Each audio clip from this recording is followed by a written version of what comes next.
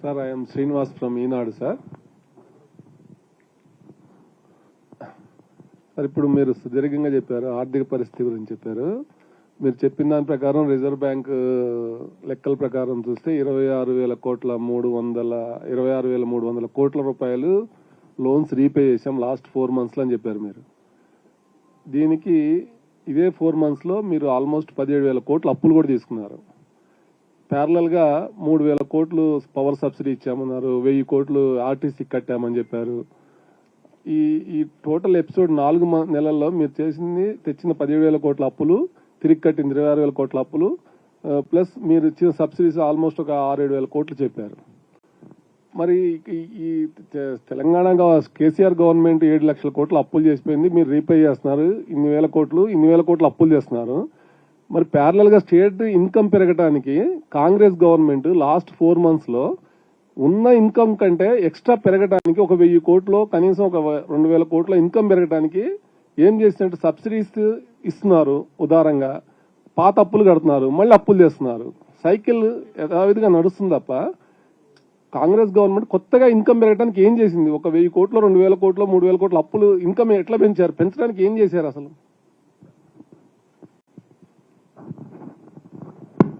శ్రీనివాస్ గారు, correct question ఇది. Alternative revenue generation కోసం మేము ఇప్పటికే ఆలోచన చేశాం. ప్రజల పైన అదనంగా పన్నులు వేయకుండా ఉన్నటువంటి వ్యవస్థలోనే వెల్ఫేర్స్ లేకుండా ఆదాయాన్ని పెంచుకొని తద్వారా ఈ అప్పుల్ని తగ్గించుకుంటూ ఇండస్ట్రియల్ గ్రోత్తో పాటు ఇన్వెస్ట్మెంట్స్ కూడా పెంచుకుంటూ ముందు తీసుకొని పోవడం కోసం ప్రణాళిక తయారు చేశాం. అధికారులతో ఇప్పటికే ఒక సమావేశం, 2-3 సమావేశాలు ఏర్పాటు చేశాం. దానికి సంబంధించి కేబినెట్ సబ్ కమిటీని కూడా వేశాం. కాకపోతే ఈ లోపలనే ఎన్నికల కోడ్ రావటం, దాన్ని ముందుకు తీసుకుని బహిరంగంగా మేము చెప్పే కార్యక్రమం లేకుండా పోయింది. కానీ ఇంటర్నల్ గా అధికార యంత్రాంగం పనిచేస్తూ ఉంది. దాని మీద డెఫినెట్ గా will increase the revenue resources. Sir, hello sir. Sir, ఇక్కడ నేను అరుణ్ కుమార్ సార్, ఇక్కడ నుంచి సార్. ఇప్పటి వరకు మీరు 4 నెలల్లో కాంట్రాక్టర్లకి వెలుగు పత్రిక సార్, ఇప్పటి వరకు మీరు కాంట్రాక్టర్లకు ఎన్ని బిల్లులు చెల్లించారు సార్? అదొకటి. అయితే ఒక ఆరోపణ, బలమైన ఆరోపణ ఏంటంటే బి ట్యాక్స్, ఆర్ ట్యాక్స్ అని కమిషన్లు వసూలు చేసి కాంట్రాక్టర్లకు బిల్లులు చెల్లిస్తున్నారు అనేది ఒకటి ఉన్నది సార్. రెండోది, కాళేశ్వరం రీపేమెంట్లు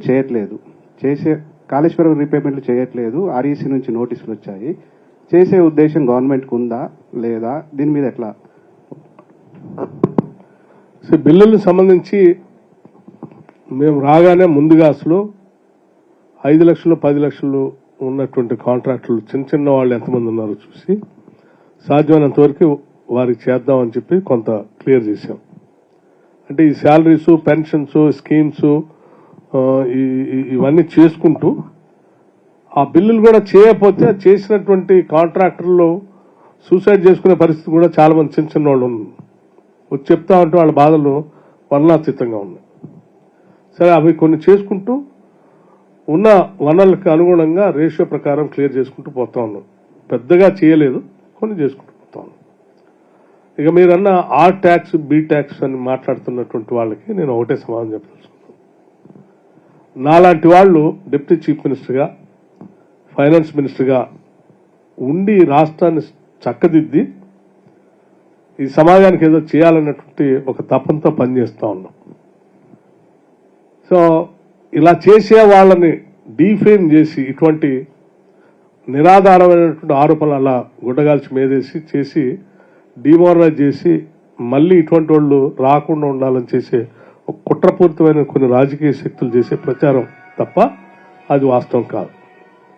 ఇక మీరు కాళేశ్వరం లాంటి దానికి సంబంధించి, కాళేశ్వరం సంబంధించి కొన్ని ప్రశ్నలు ఉత్పన్నం అవుతా ఉన్నాయి కాబట్టి ఆల్రెడీ దానిపైన అది కుంగిపోయి కొన్ని ఇబ్బందులు ఉంది కాబట్టి వాటి బిల్ కంటే కూడా ఇంకా కొన్ని ప్రయారిటైజ్ చేసుకొని, అంటే 20%, 30% లేకపోతే కొద్దిగా మేము ప్రయారిటైజ్ చేసి డబ్బులు ఖర్చు పెడితే ఆ బిల్స్ క్లియర్ చేసుకుంటూ ముందు తీసుకొని పోతే త్వరితగతిన 1 సంవత్సరంలో నీళ్లు ఇవ్వడానికి అవకాశం ఉన్నటువంటి ప్రాజెక్టులు ఏమున్నాయో వాటి పైన ముందు ప్రయారిటైజ్ చేసి బిల్స్ ఇద్దామనే ఆలోచనతో ముందుకు పోతున్నాం.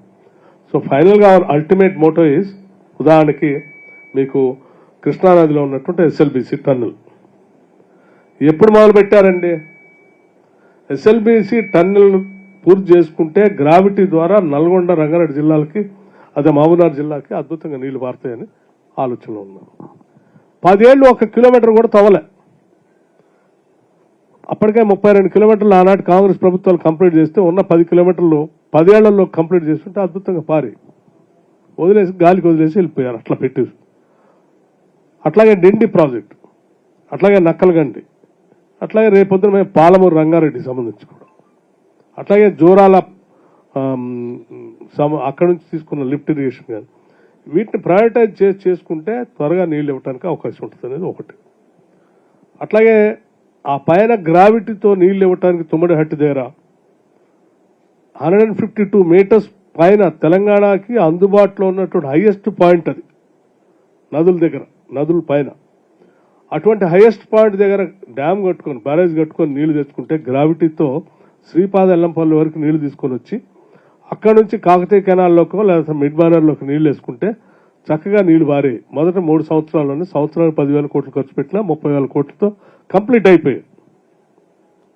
అటువంటి వాటిని వదిలేసి 1,00,000 కోట్లు పైబడి 1,24,000 1,40,000 కోట్లు రీడిజైన్ చేసి 100 మీటర్లు కింది తీసుకొని వచ్చి 100 మీటర్ల హైట్లో 152 మీటర్స్ నుంచి 100 మీటర్స్ తీసుకొని వచ్చి ఎత్తు కొన్ని కిలోమీటర్ల వరకు కింది తీసుకొని వచ్చి కట్టడం వల్ల ఏం సాధించాము? చివరికి నీళ్లు రాలే, డబ్బులు పోయింది. సో అందుకోసం మేము ప్రయారిటైజ్ చేస్తున్నాం. డెఫినెట్గా తుమ్మడిహట్టి దగ్గర బాబాసాహెబ్ అంబేద్కర్ ప్రాణేత చేవేళ్ల ప్రాజెక్టుకు సంబంధించి ప్రయారిటైజ్ చేస్తున్నాం. మన ఒక ఆయన మాట్లాడాడు, మేము తెలంగాణ రాష్ట్రానికి అంటే 10 లక్షల కోట్లు ఇచ్చాము. ఎవరు మాట్లాడితే విన్నాను, నేను అక్కడ చదివాను, పేరు చెప్పను కానీ 10 లక్షల కోట్లు తెలంగాణ రాష్ట్రానికి ఇచ్చాము, చాలా ప్రయోజనాలు చేశామని ఏదో మాట్లాడుతూ ఉన్నారు. 10 లక్షల కోట్లు సరే, దేవుడు తర్వాత సంగతి, దాని లెక్క కూడా చెప్తాను నేను. నిజంగా మీకు తెలంగాణ రాష్ట్రం మీద ప్రేమ ఉంటే తెలంగాణ ప్రభుత్వం ఏర్పడిన తర్వాత కింద ఆంధ్రప్రదేశ్లో ప్రాజెక్టు కట్టుకోవడానికి తెలంగాణకు సంబంధించిన 2 లక్షల ఎకరాలు ఖమ్మం జిల్లాలో ఉన్నటువంటి 2 లక్షల ఎకరాలు గిరిజన భూముల్ని ఆ ముంపుకు గురవుతున్నాయని అడిచేశారు. ఇదే కేంద్ర ప్రభుత్వం, భారతీయ జనతా పార్టీకి సంబంధించిన ప్రభుత్వం, అది కూడా ఆర్డినెన్స్ ఇచ్చేశారు. మరి ఇదే భారతీయ జనతా పార్టీ కేంద్ర ప్రభుత్వం బాబాసాహెబ్ అంబేద్కర్ ప్రాణేత చేవేళ్ల ప్రాజెక్టు కట్టుకుంటే కేవలం 3,000 ఎకరాల ముంపుకు గురైతే మహారాష్ట్రలో ఉన్నాయి. 2 లక్షల ఎకరాలు మాకు తీసి ఆంధ్రాకి ఇచ్చేశారు. ఒక 3,000 ఎకరాలు మహారాష్ట్రను ఒప్పించి ఇచ్చున్నట్టయితే 152 మీటర్ల ఎత్తులో ప్రాణేత చేవేళ్ల ప్రాజెక్టు పూర్తయ్యేది. నిజంగా మీకు ప్రేమ ఉంటే అది చేయాల్సి ఉండే. కేవలం 3,000 ఎకర్స్ మాత్రమే, కేవలం 3,000 ఎకరాలు ఇవ్వలేక రాష్ట్రం మీద 1,44,000 భారం వేశారు, కోట్ల భారం. దాన్ని ఎక్స్క్యూజ్గా చూపించి ఆనాడు పాలకులు కింది తీసుకొచ్చి ఏడగట్టారు. మీరు అప్పుడే చేసి ఉండాల్సి ఉండే. నిజంగా మీకు ప్రేమ ఉంటే కాజీపేట కోచ్ ఫ్యాక్టరీ పెట్టేవాళ్ళు. నిజంగా తెలంగాణ ప్రేమ ఉండుంటే బైఫర్కేషన్ యాక్ట్లో వచ్చిన హక్కుకి అనుగుణంగా బయారం స్టీల్ ఫ్యాక్టరీ పెట్టేవాళ్ళు, లేకపోతే ట్రైబల్ యూనివర్సిటీ పెట్టేవాళ్ళు, ఇంకా అనేకం హక్కుగా ఇచ్చినటువంటి వాటిని ఈ రాష్ట్రాలకు అందించేవాళ్ళు. అవి చేయకపోగా మేము 10 లక్షల కోట్లు ఇచ్చేవాళ్ళం. ఎక్కడండి మీరు 10 లక్షల కోట్లు ఇచ్చింది? నేను లెక్కలతో సహా ఈరోజు అవి కూడా చెప్పాలనే వచ్చాను. నేను రాష్ట్రానికి మొత్తం 10 సంవత్సరాలు ఈ రాష్ట్రానికి కేంద్ర ప్రభుత్వం నుంచి వచ్చినటువంటి నిధులు. సరే, ఈ నిధులు మీరు అదనంగా ఇచ్చినవి కాదు. ఈ రాష్ట్రం నుంచి పన్నుల రూపేణా కేంద్రాన్ని పోతే అక్కడి నుంచి డివైడ్ చేసి రాష్ట్రానికి ఇచ్చే వాటా. ఆ ఇచ్చే వాటాల్లో సరే అవి కాకుండా సరే మీరు చెప్పిన సెంట్రల్ స్పాన్సర్డ్ స్కీమ్స్ కానీ, లేకపోతే ఇంకా స్పెషల్ అసిస్టెన్స్ స్కీమ్స్ కానీ, లేకపోతే గ్రాంట్స్ ఇన్ ఎయిడ్ ఇచ్చినటువంటి కానీ, ఇవన్నీ లెక్కేస్తే కూడా ఈ వాటాగా వచ్చే అదనంగా వచ్చే కాదు. ఇక్కడ నుంచి పన్నులు వసూలు చేసి జీఎస్టీ ద్వారా కేంద్రాన్ని పోతే ఆ నుంచి డివైడ్ చేసి అన్ని రాష్ట్రాలు పంచినట్టే మన రాష్ట్రాన్ని కూడా పంచుతారు మన వాటాని. అవి కూడా ఎంత వచ్చినాయి? 3,70,235 కోట్లు మన వాటా ఇది. మరి ఈ వాటా కాకుండా అదనంగా వారు 10 లక్షల కోట్లు మరి తెలంగాణ రాష్ట్రానికి యాడ్ ఇచ్చారు. మరి నాకైతే లెక్కల్లో ఎక్కడ అకౌంట్లో రాలేదు. ఇది వాళ్ళు చెప్పేది. ఒకవేళ ఆయన 10 లక్షలు ఇచ్చిన అంటాడు, ఈయన 7 లక్షల కోట్లు అప్పు తెచ్చిన అంటాడు. 17 లక్షల కోట్లు ఇడిపోయినాయి. ఏం సాధించాము? సో దయచేసి ఈ వాస్తవాల్ని అర్థం చేసుకోవాల్సిందిగా మిత్రుడిని అరుణ్ గారిని కోరుతా ఉన్నాను.